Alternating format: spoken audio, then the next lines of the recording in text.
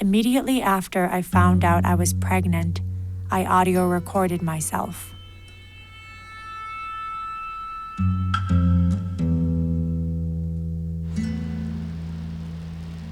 Then I biked 45 minutes to perform Othello and did not get hit by a car.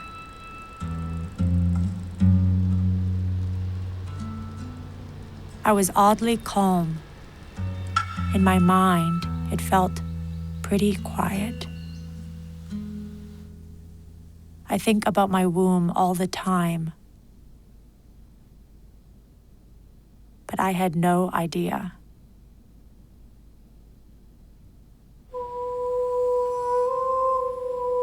The day after I found out I was pregnant was the blood supermoon.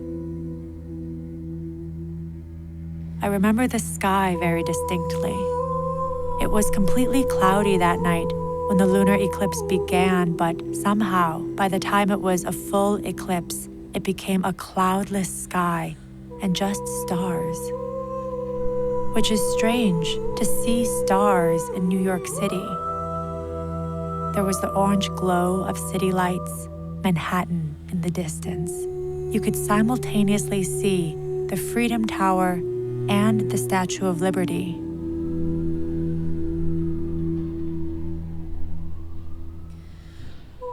I've always wondered why the Statue of Liberty has one arm up like this.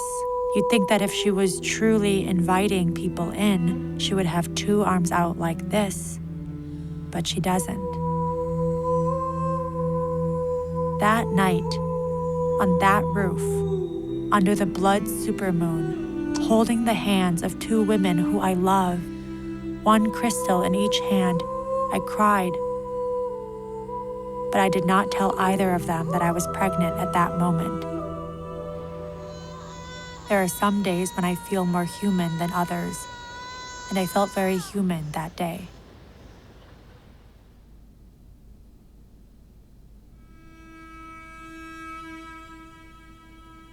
I had an epiphany that night.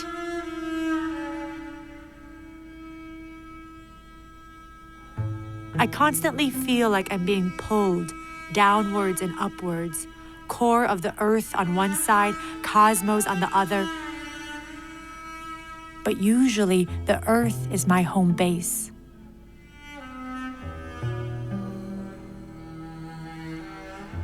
This body made of mud and bark and the smell of grass. I feel the earth all the time. And the thing I realized is that the earth has a center, a core.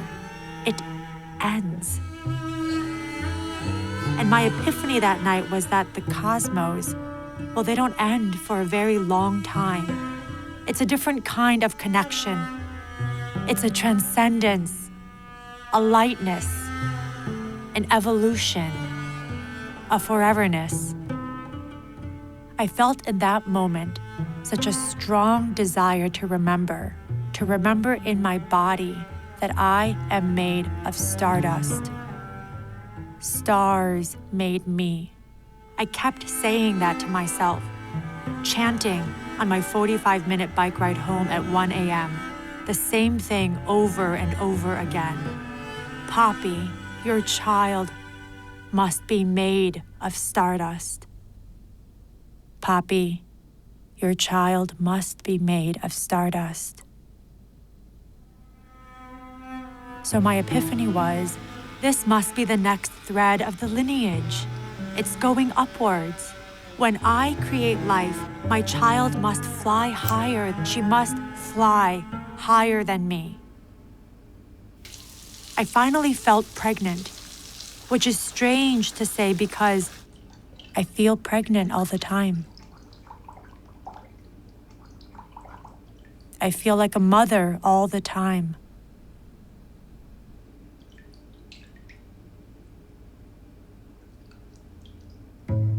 My whole body feels like a womb. So when I finally felt it, it didn't feel like something different. It felt like an extension of me.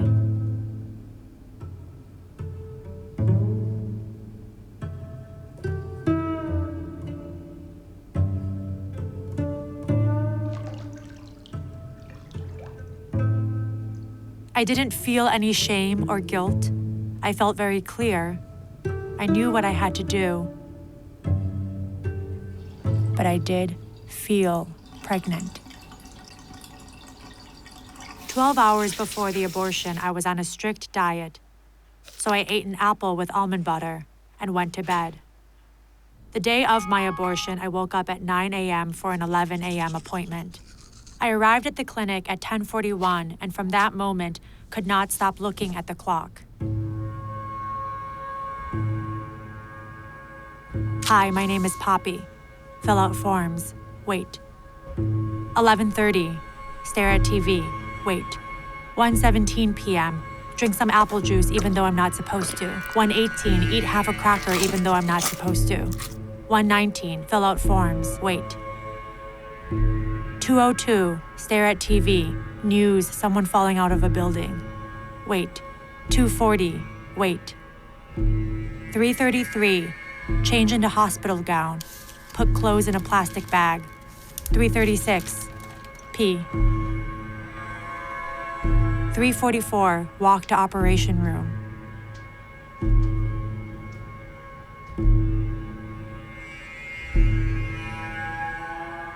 3:45. Lay down on operation table. Feet up in stirrups. Small talk. One of the fluorescent light panels on the ceiling has an image of clouds over it. That's a nice touch.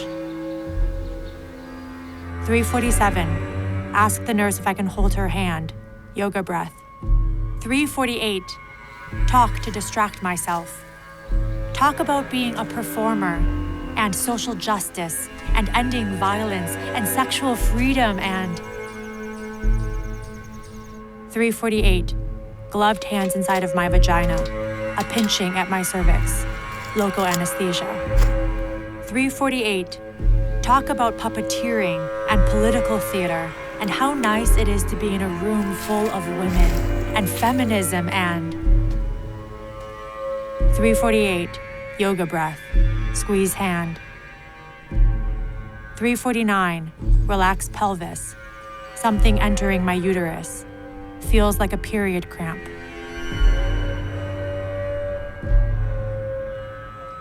3:49. Talk about my family and immigrating to America in 1993 and... 3:49. Hear a suction sound. 3:49. Talk about vulnerability and the need to be seen and how desperate we are for connection and...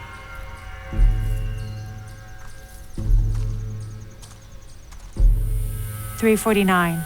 Hear a suction sound.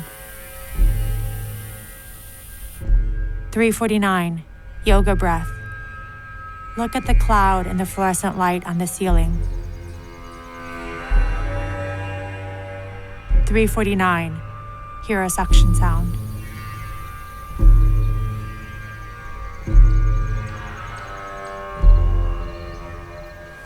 3:50. Hear that the abortion is complete.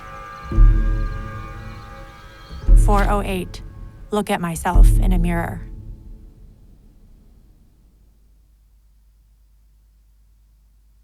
I inherited jaw tension and grinding my teeth from my father. I inherited touch from my mother. I inherited my ambition from my father. I inherited laughter from my mother. Now, today, what I remember from all of this is the women.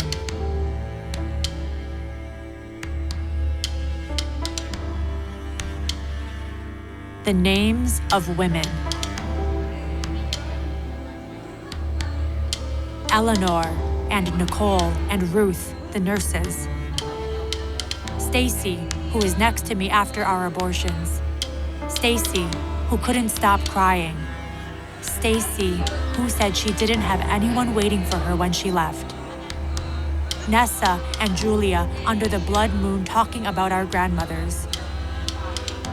Savannah and Ari and Michaela at the 6th Avenue L stop when Michaela tried to jump into the tracks and we held her for half an hour on the subway platform waiting for help. Tosh, Tanya, Ellen, Allie, Kate, the 13 women who put their 26 hands on my body and told me to let go. Leah, my mother, who taught me that we have inner worlds greater than we have words for.